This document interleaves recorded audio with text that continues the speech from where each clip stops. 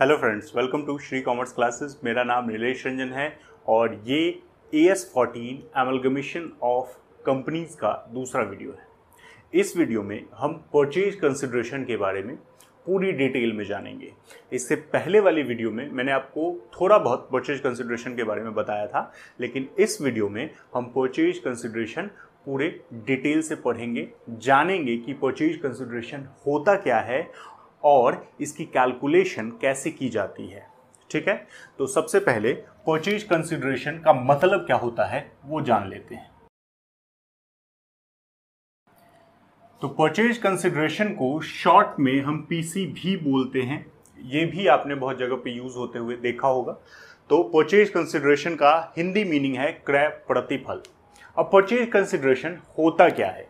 तो क्रय का मतलब तो आपको पता चल ही गया होगा। क्रय का मतलब होता है खरीदना, परचेज करना।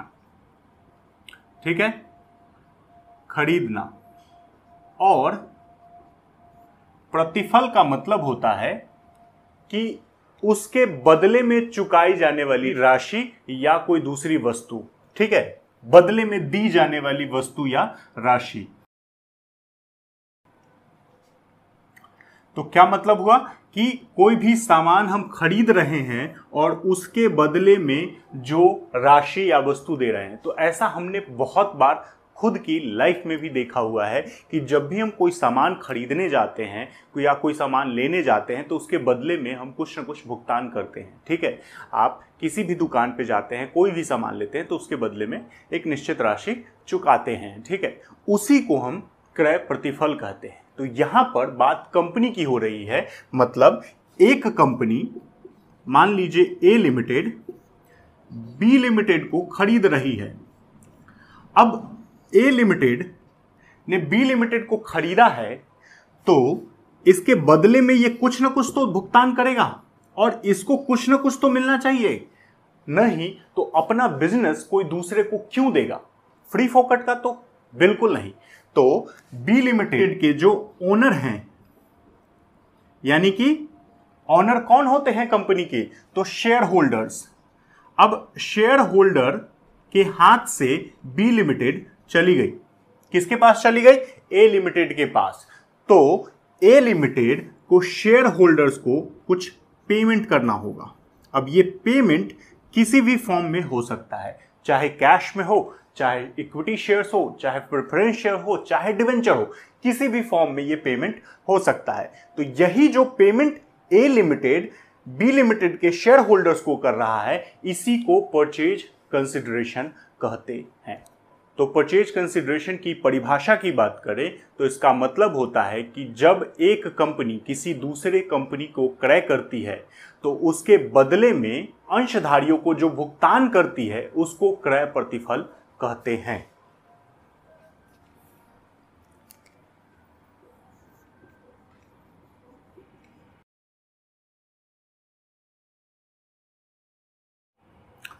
तो ये है परिभाषा।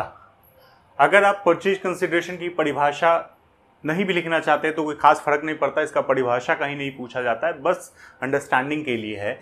Amount payable by transferee company to shareholders of transferor company against acquisition of business of transferor company. मतलब हस्तांतरी कंपनी यानी कि ट्रांसफरी कंपनी को, यानी कि जो खरीदने वाली कंपनी है उसको हस्तांतरी कंपनी बोलते हैं। तो हस्तांतरी कंपनी के द्वारा हस्तांतरक कंपनी यानी कि जो बेचने वाली कंपनी है उसको हस्तांतरक बोलते हैं। तो हस्तांतरक कंपनी के अंशधारियों को व्यवसाय अधिग्रहण के बदले जो भुगतान किया जाता है उसे क्रय प्रतिफल कहते हैं। यहां पर ध्यान देने वाली बात यह है कि अमाउंट किसके द्वारा पे किया जा रहा है? तो ट्रांसफरी कंपनी के द्वारा। मतलब क्या हुआ?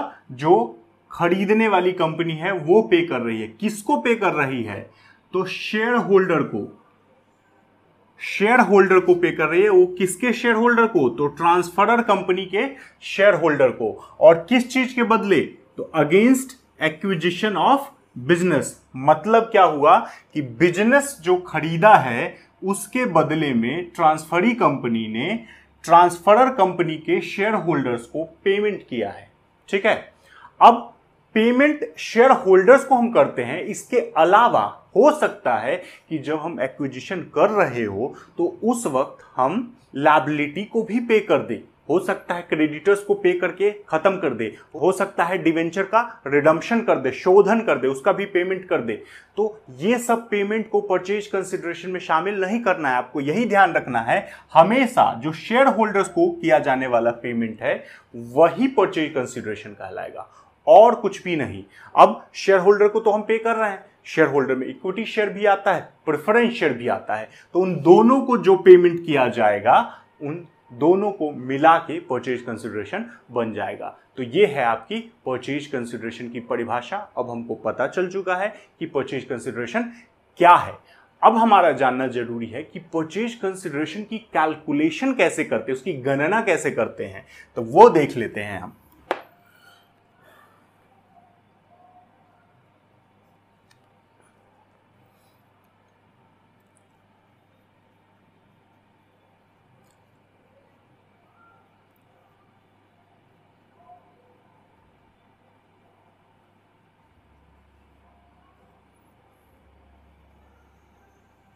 Method for calculation of PC, यानी कि परचेज कंसिडरेशन निकालने की विधि। ठीक है, पहला इसमें एक होता है नेट पेमेंट मेथड और दूसरा होता है नेट एसेट मेथड। अब ये दोनों क्या हैं ये जानना हमारा जरूरी है। तो एक है नेट पेमेंट मेथड और दूसरा है नेट एसेट मेथड। क्या मतलब हुआ? एक का अगर हिंदी मीनिंग का बात करें तो शुद्ध भुगतान विधि, और इसका हिंदी शुद्ध संपत्ति विधि। क्या है शुद्ध भुगतान विधि? नेट एसेट मेथड किसको कहते हैं, तो मैं यहां पर इसके बारे में बताता हूं आपको। नेट पेमेंट शुद्ध भुगतान। अब ये विधि जो है एक्चुअली ये क्वेश्चन के हिसाब से तैयार किया गया है कि क्वेश्चन में आपको ऐसे जो डिटेल दिए रहेंगे तब आपको ये मेथड या ये मेथड यूज करना है। ठीक है, नेट पेमेंट मेथड या नेट एसेट मेथड। सबसे पहली बात कि नेट पेमेंट मेथड में आपको जो क्वेश्चन दिए रहेंगे उसमें आपको जो जो पेमेंट किए गए हैं उसकी डिटेल होगी।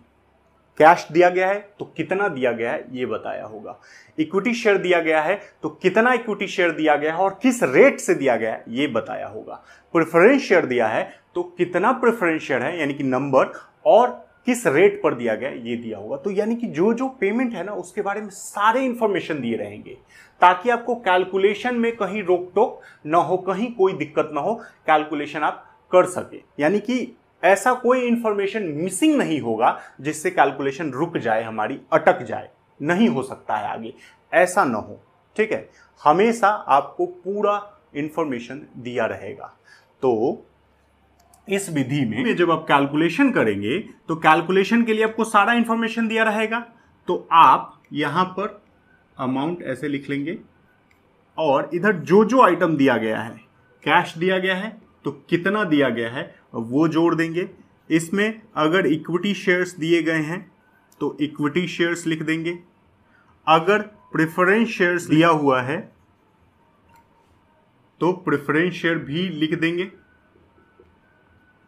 अगर डिवेंचर दिया हुआ है तो डिवेंचर भी लिख देंगे। लेकिन इन जनरल डिवेंचर आपको नहीं दिया होता है, लेकिन फिर भी मैंने लिख दिया है। तो ये सब मिला के पीसी हो जाएगा, परचेज कंसिडरेशन हो जाएगा आपका। नेट पेमेंट मेथड में जो परचेज कंसिडरेशन की कैलकुलेशन होती है वो ऐसे होती है। ठीक है, आपको सारा इंफॉर्मेशन दिया रहता है तो आप किसी दूसरे मेथड का यूज क्यों करेंगे।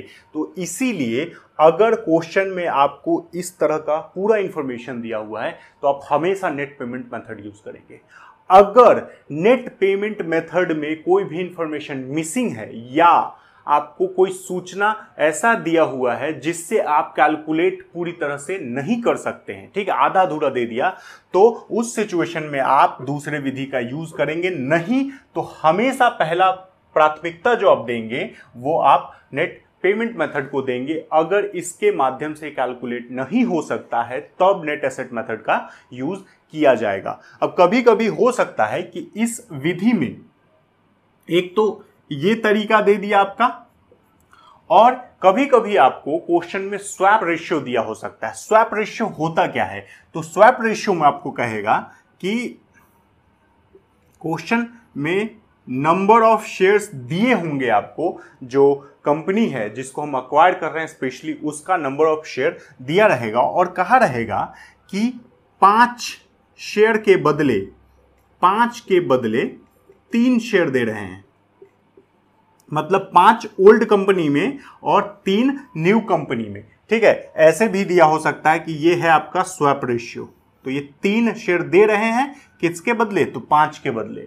तो इस तरह से आपको स्वैप रेशियो दिया हो सकता है और उसके आधार पर भी आपको निकालने के लिए कह सकता है। लेकिन जितना दिख रहा है एक्चुअली उतना आसान भी तरीके से नहीं दे देगा कि इतना कैश है, इतना इक्विटी शेयर है, इतना प्रेफरेंस शेयर है। उसके अलग अलग लैंग्वेज हो सकता है, अलग अलग भाषा का यूज हो सकता है। वो भाषा को समझ के और उसी के हिसाब से आपको कैलकुलेशन करके ये निकालना होगा। ठीक है, स्वैप रेशियो दिया रहेगा तो स्वैप रेशियो के माध्यम से निकाल लेंगे। ठीक, अब इसके बाद हम नेट पेमेंट मेथड का एक क्वेश्चन कर लेते हैं जिससे हमको और बेहतर तरीके से समझ में आ जाए। ठीक है, दूसरा मेथड हम बाद में देख लेंगे, नेट एसेट मेथड। तो क्वेश्चन मैंने आपकी स्क्रीन पे डाल दिया, आप देख सकते हैं।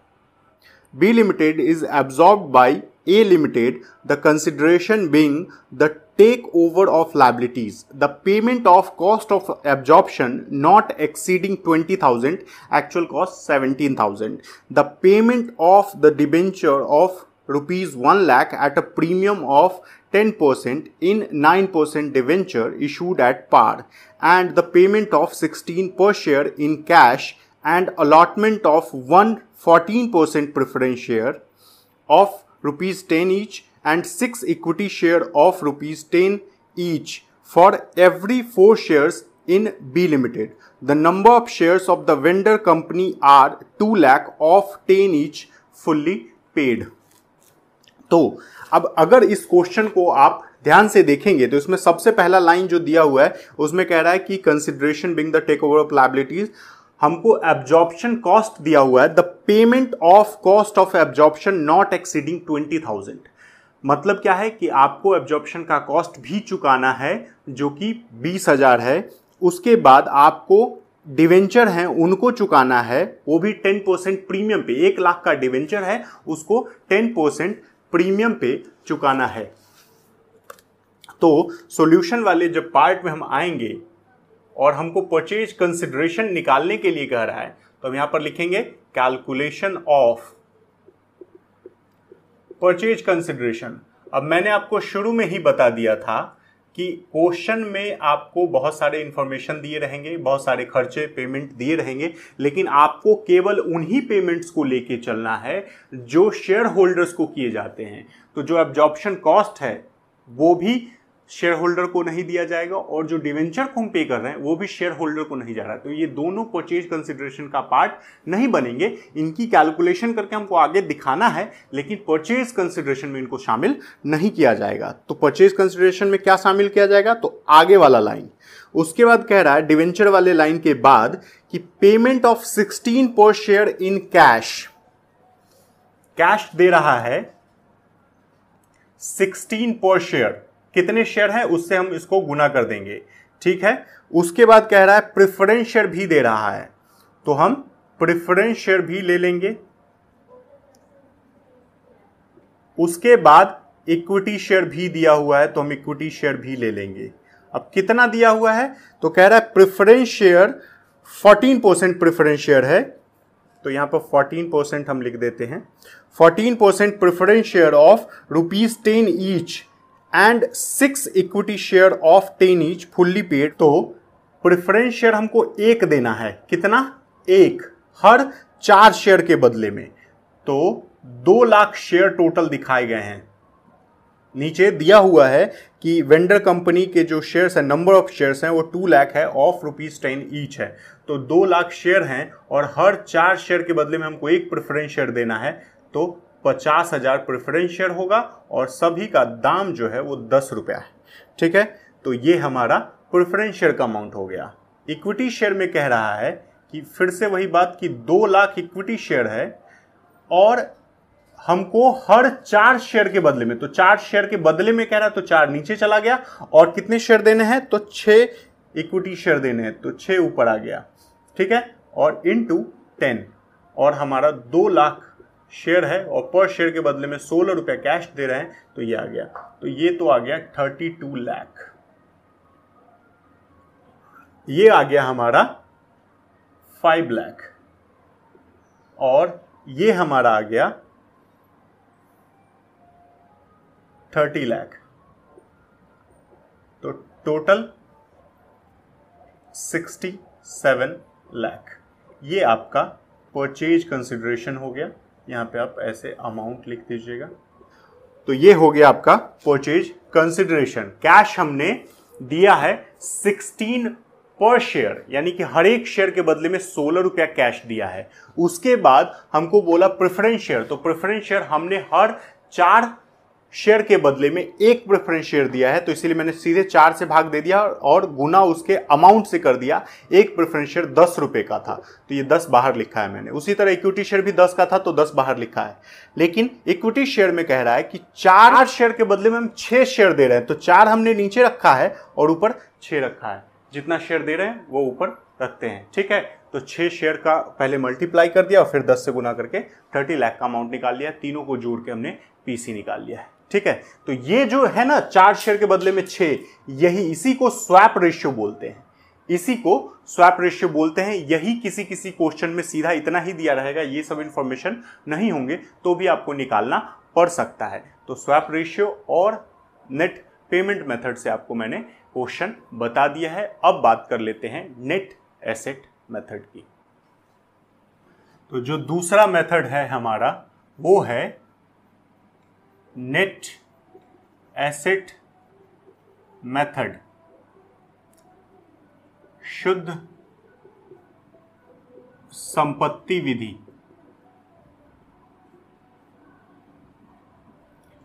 क्या मतलब हुआ इसका?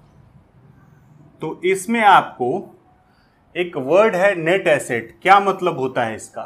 तो जब किसी भी कंपनी की जो कुल संपत्ति है उसमें से जो उसके एक्सटर्नल लायबिलिटीज हैं उनको हम हटा देते हैं तो उसको नेट एसेट बोलते हैं। तो यहां पर भी हमको यही काम करना है कि हमको टोटल एसेट का जो आएगा उसमें से लायबिलिटीज के टोटल को घटा देंगे तो हमारा नेट एसेट निकल जाएगा।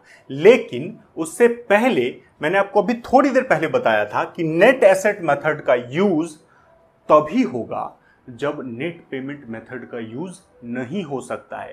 कोई भी ऐसा लाइन लिख देगा जिससे आप नेट पेमेंट मेथड का यूज नहीं कर सकते। जैसे अभी क्वेश्चन में दिया हुआ था कि कैश 16 रुपए, प्रेफरेंस शेयर का दिया हुआ था, इक्विटी शेयर का दिया हुआ था। तो आपको मान लीजिए इक्विटी दे दे, प्रेफरेंस दे दे और फिर लिख दे कि बैलेंस जो है वो कैश में पे करेंगे। अब बैलेंस जैसे ही बोल दिया तो हमको नहीं पता है कि कितना बैलेंस पे होगा, है नहीं पता है। तो हम इक्विटी शेयर तो लिख लेंगे, प्रेफरेंस शेयर लिख लेंगे, लेकिन फिर आगे कैश के बारे में हम अमाउंट नहीं लिख पाएंगे। यहां पर तो 16 रुपया दे दिया था क्वेश्चन में, लेकिन ऐसा अगर किसी और क्वेश्चन में आ गया तो फिर उस जगह पे आपको नेट एसेट मेथड यूज करना पड़ेगा। क्यों? क्योंकि इंफॉर्मेशन दिया हुआ है लेकिन रेस्ट्रिक्ट कर देता है आपको, आपके कैलकुलेशन पे रोक लगा देगा वो।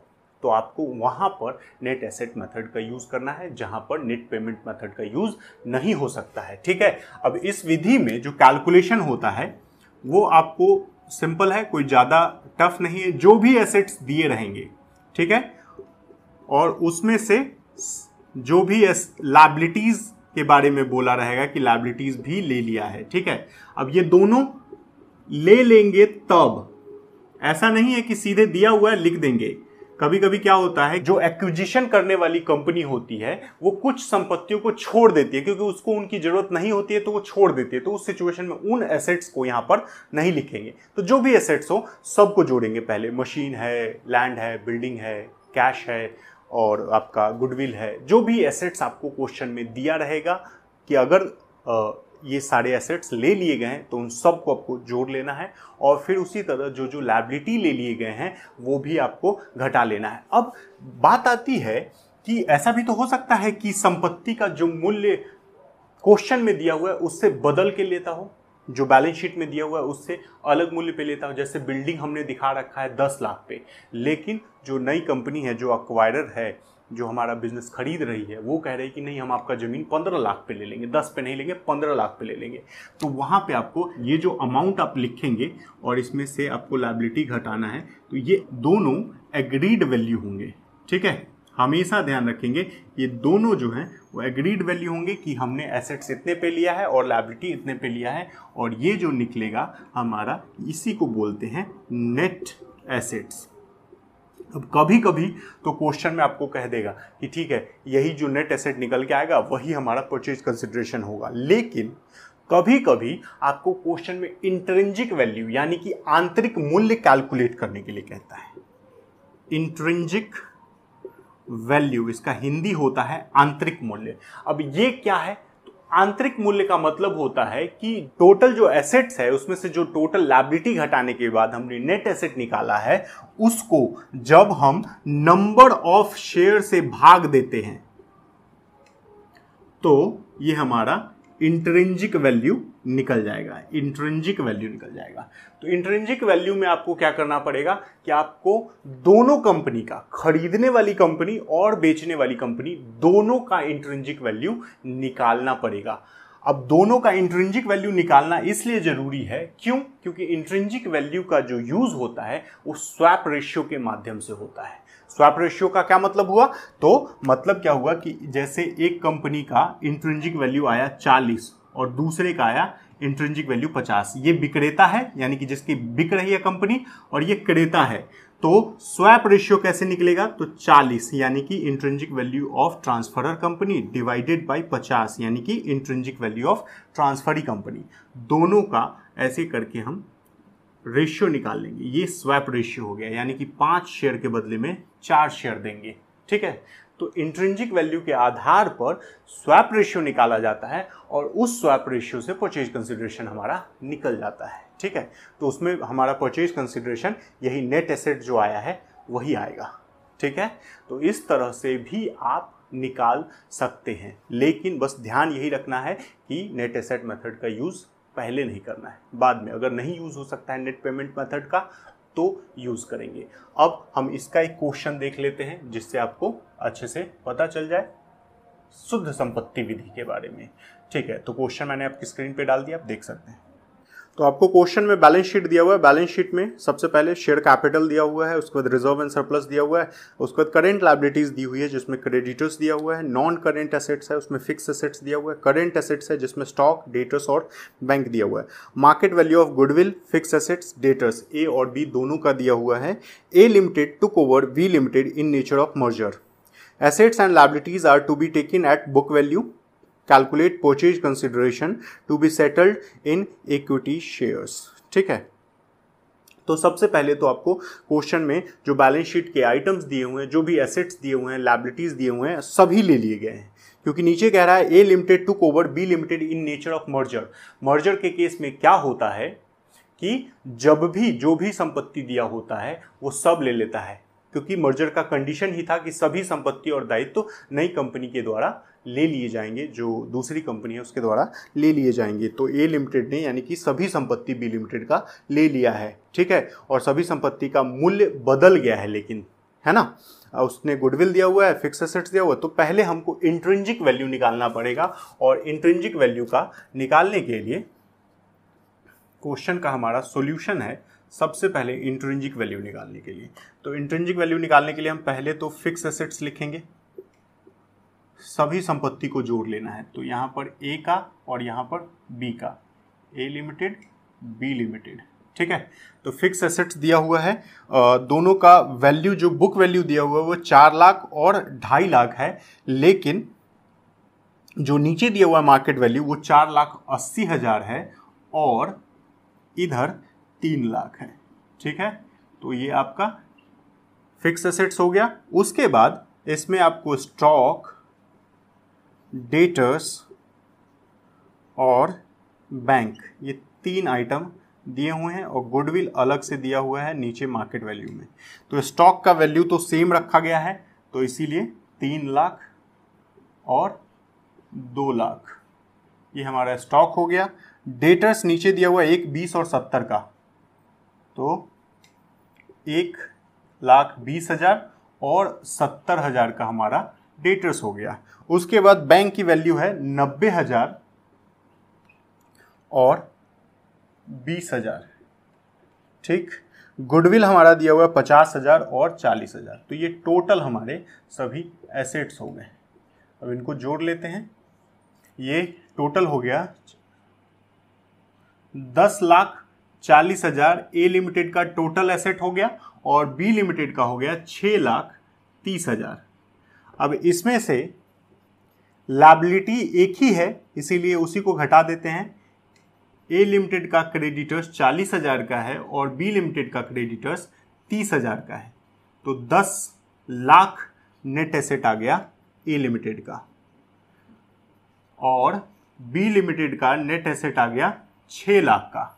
तो मैंने आपको अभी बताया कि क्वेश्चन में हो सकता है कि आपको इतने ही इंफॉर्मेशन पे कहे कि परचेज कंसिडरेशन ये 6 लाख बी लिमिटेड का परचेज कंसिडरेशन हो जा सकता है, अगर क्वेश्चन कहेगा तो। लेकिन यहां पे हमको बोला है कि आप शेयर्स में सेटल कर दीजिए, तो हमको पहले ये भी निकालना पड़ेगा कि हमने कितने शेयर्स उसको दिए हैं। तो इसीलिए हम इंट्रिंसिक वैल्यू का यहां पर यूज करेंगे और नंबर ऑफ शेयर से भाग दे देंगे। नंबर ऑफ शेयर से भाग दे देंगे। ए लिमिटेड का नंबर ऑफ शेयर है 20,000 और बी लिमिटेड का नंबर ऑफ शेयर है 15,000। तो इसका इंट्रिंसिक वैल्यू आया 50 और इसका 40। ठीक है, अब इसके आधार पर हम परचेज कंसिडरेशन निकाल सकते हैं। कैसे निकाल सकते हैं? तो नंबर ऑफ शेयर जो बी लिमिटेड का है वो है 15,000। अब 15,000 गुने 40, यानी कि बी लिमिटेड का जो इंट्रिंसिक वैल्यू है वो ऊपर आ गया और ए लिमिटेड का इंट्रिंसिक वैल्यू नीचे आ गया। ठीक है, और उसका जो वैल्यू है यानी कि 10 रुपये वो यहां पर आ जाएंगे। ठीक, तो इस तरीके से हमारा 1200 गुने 10 1,20,000 का परचेज कंसिडरेशन आ गया। दूसरा तरीका ये था कि पहले हम स्वैप रेशियो निकाल लेते। बात वही है, ज्यादा कुछ अंतर नहीं है। 40/50 तो 4:5 हो जाता और बाद में 15,000 गुने 4/5 गुने 10 1,20,000। इस तरीके से भी हम कर सकते थे। ठीक है, तो ये भी तरीका आप यूज कर सकते हैं। ये थोड़ा लंबा हो जाएगा तो इसको यूज करना वैसे जरूरी नहीं है। ठीक है, तो इस तरीके से आप परचेज कंसिडरेशन निकाल सकते हैं।